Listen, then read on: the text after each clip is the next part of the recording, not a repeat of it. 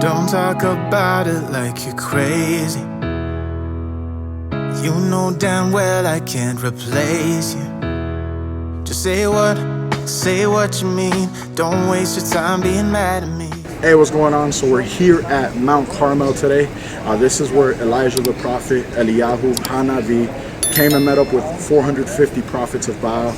God did a miracle here where he brought down fire. The people saw this, they fell down to their faces and worshiped the Most High for it. And then Elijah the prophet ordered that the 450 prophets of Baal get taken down, and he slew them all there. So I'm going to read where this is in the scriptures. This is in 1 Kings 18, and I'm going to read from verses 38 to 40. There's a bee right here, and Isaiah's running around all crazy. And it says, "Then the fire of the Most High fell and consumed the ascending offering, and the wood and the stones and the dust, and it licked up the water that was in the trench. And all the people saw and fell on their faces and said, Elohim, he is the Elohim, he is the Elohim. And Eliyahu said to them, seize the prophets of Baal, do not let one of them escape. So they seized them, and Eliyahu brought them down to the Wadi Kishon and slew them there." So very interesting verse. So we're here right now. We're going to check out the scenery. Just follow us along. Look at this weird creature here. I have no idea what this thing is. Oh, I'm scared.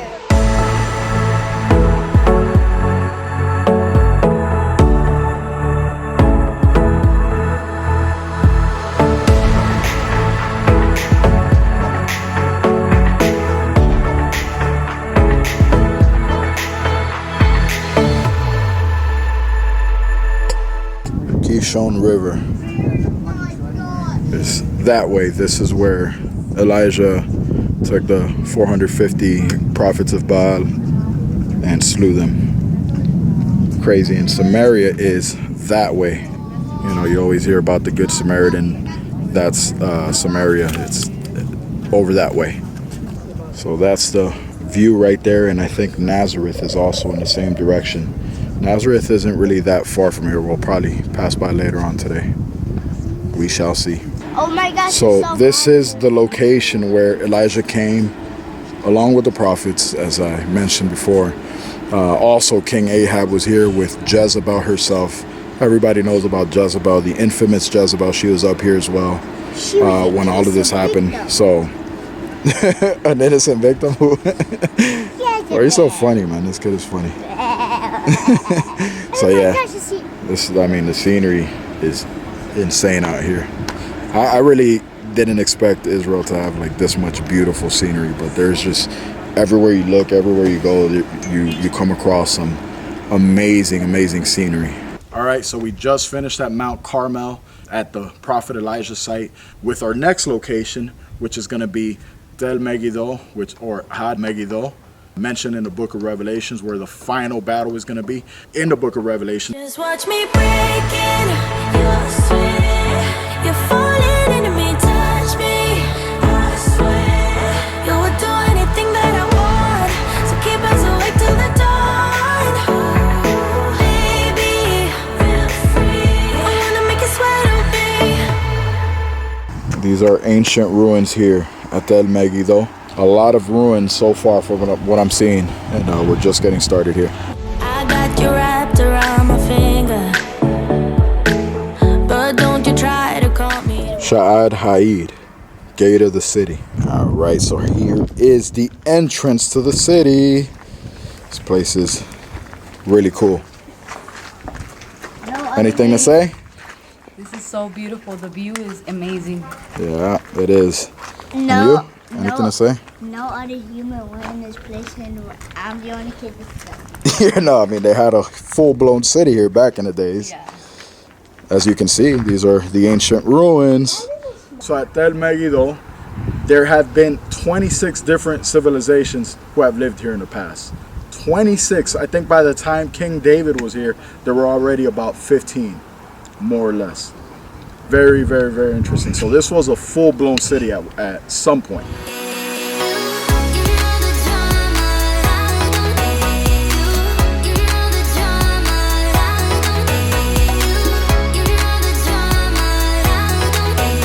So here at Tel Megiddo, this is where the final battle mentioned in Revelation is going to take place. If you read Revelation 16:16, this is what it says.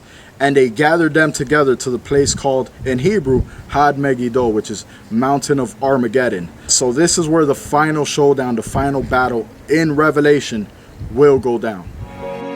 Thinking back, trying to make out where we went wrong. I've got this feeling inside that you got yours, I've got mine. That's alright, that's alright, that's alright. What do you want from me?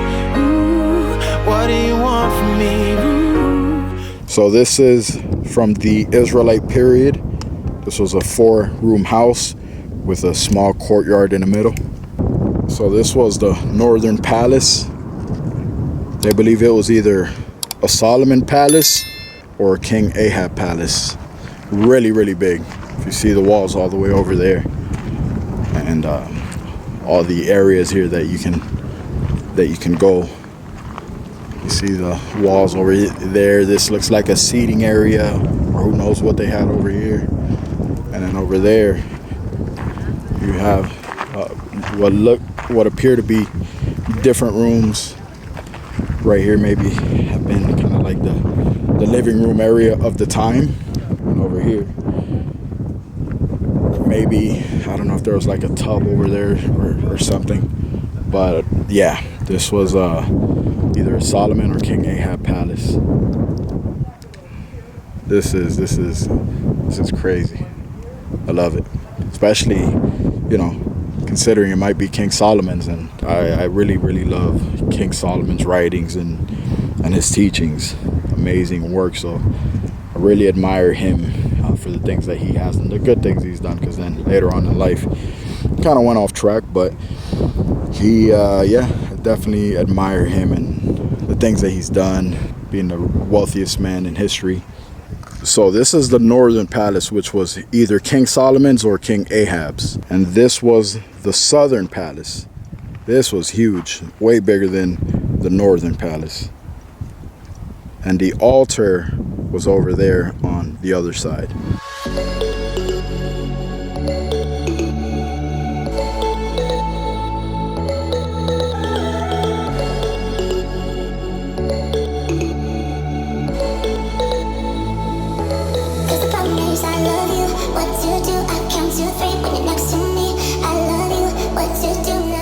At the water system that King Ahab himself built, he built this because this was a fortified city, and in case there was a siege around the city, how could he get water?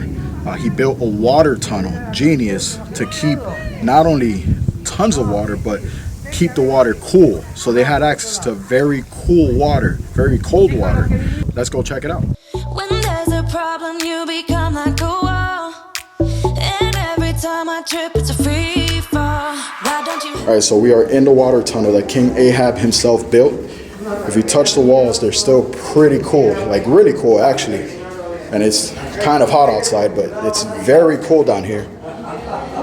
So I would imagine that the water that they would keep here was very cold as well. I mean, just touching the walls right now, very, very cold. Like very cool, not very cold, but nice and cool, so amazing. And here's the exits. Time to go up. Kinda new with apologies.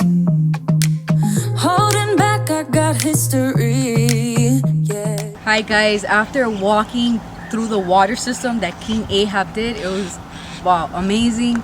How like it's super cold inside, but it's a long tunnel. I enjoyed everything about it. Look what happened to my shoes. They kind of like torn off.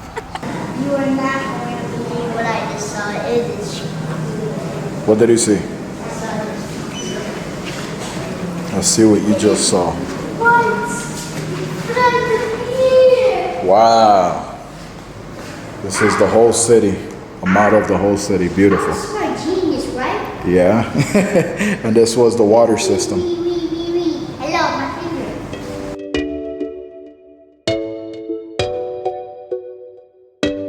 And here are some different potteries that they found at the site. I love what it says here about archaeology. It says, the Bible is a sacred text, bearing lofty messages that cross cultures, and religious archaeology sheds light on the reality behind the stories. That's why I love archaeology. I find it so fascinating because it tells stories on the things that actually took place. A lot of pottery plays a major role in archaeology. It tells you the time period of the pottery, who might have lived there, the style of the poverty, who it belonged to, whether the Philistines, the Israelites, Canaanites. It tells a lot. So I love archaeology. I don't mind actually going to school for it and learning more about it. The hieroglyphics, obviously this is not real, it's just a model. It looks cool regardless. I'm laying down it to compile it. Oh no, I see you only when you're ballin'. Oh no, I don't even care to die. The accuracy of the Bible is mind-blowing here, because you see here in Tel Megiddo, you see the altar that they built here, right? You see the altar that they used to sacrifice animals to, and this was a pagan altar where they would do pagan rituals for other gods. So this is crazy, because this is northern Israel, right? We're talking about northern Israel. Israel was divided into two: the northern kingdom and the southern kingdom of Israel. The northern kingdom was inhabited by the house of Israel, which made up 9.5 of the tribes of Israel. The southern kingdom was inhabited by the tribe of Judah, Benjamin, and half the Levites, so 2.5 tribes in the south. The north ended up going into captivity. The house of Israel ended up going into captivity by the Assyrians. And what's crazy is this was actually a place that the Assyrians took over, and they lived here. The palaces, they took over everything here. This was their fortified city eventually, right? It's insane just how super accurate the Bible is here. I mean, it's so accurate that it's mind-blowing to me. A lot of people think, oh, the Bible is fake, you know, fairy tales, it's not even real. But you see real archaeological evidence showing that it's real. And I'm talking about, this was from 3,000 years ago, almost 3,000 years ago here. 3,000 years later, we have it right here in front of us. And I'm going to read to you out of 2 Kings chapter 17, because the accuracy here is just so mind-blowing to me.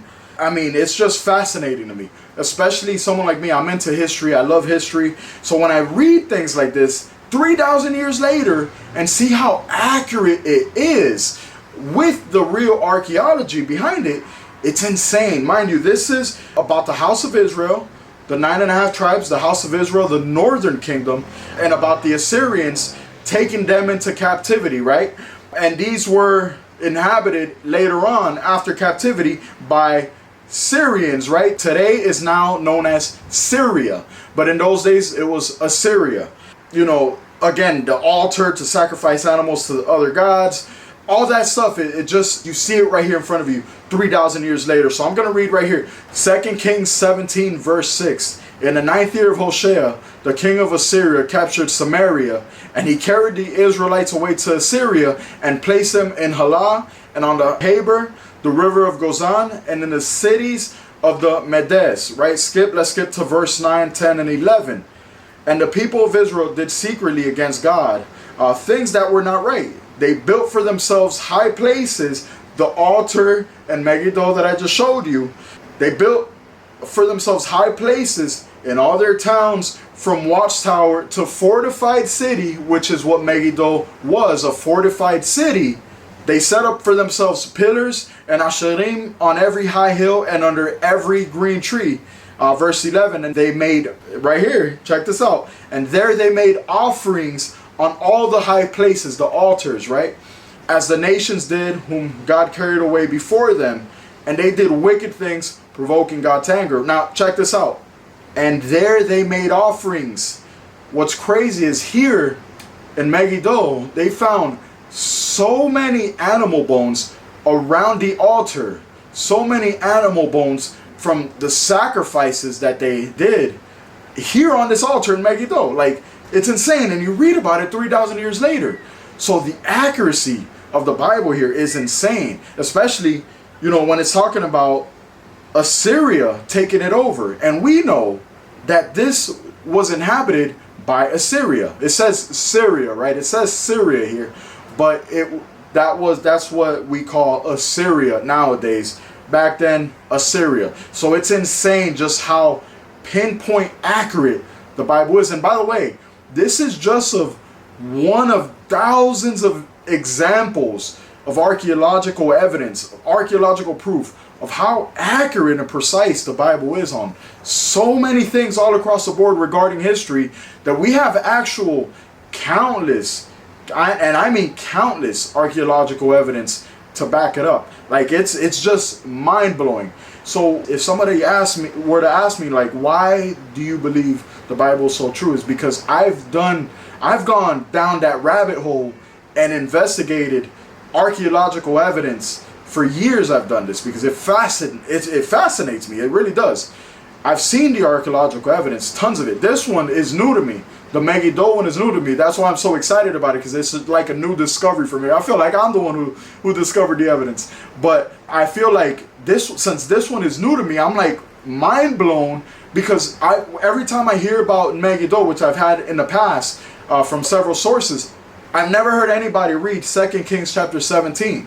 This was me actually coming across 2 Kings 17 many years ago. This was one of my favorite chapters in the whole Bible for a few reasons. I don't want to get into that now, but because I've gone over this chapter so many times throughout the years, and now I go over it again and I'm like, oh, it clicks.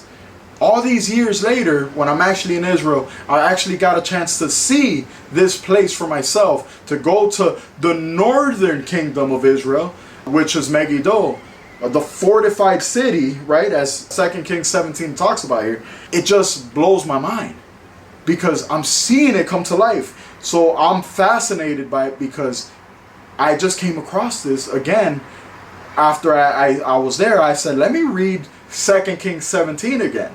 Let me go to see what it says. And I come and I'm like, wow, because this is talking about the northern kingdom and the house of Israel, the 9.5 tribes from the north. And it's crazy to me.